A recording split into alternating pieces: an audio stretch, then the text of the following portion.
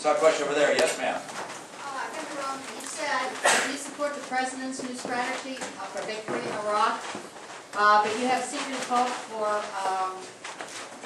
timetables for troop withdrawal and have spoken favorably of Senator Biden's plan to partition Iraq, two positions that the president is against.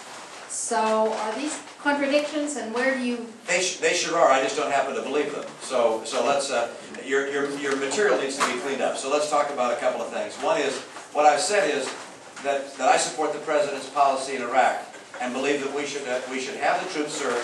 And the reason for that is I'm concerned that if we just walk away from Iraq in a way that enables it to fall into complete disrepair and massive civil war, we could add additional risks to that region that could potentially cause us to have to go back again to a far worse situation.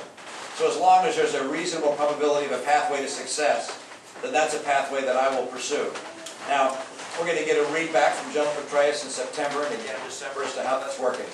The other issues that you have are, there's something that goes on in politics that you're probably familiar with, which is people try very hard to try and turn or twist or distort the position of other candidates.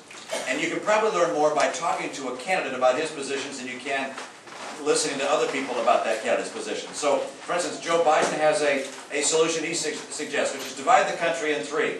And that's a reasonable option he talks about, but not one I agree with.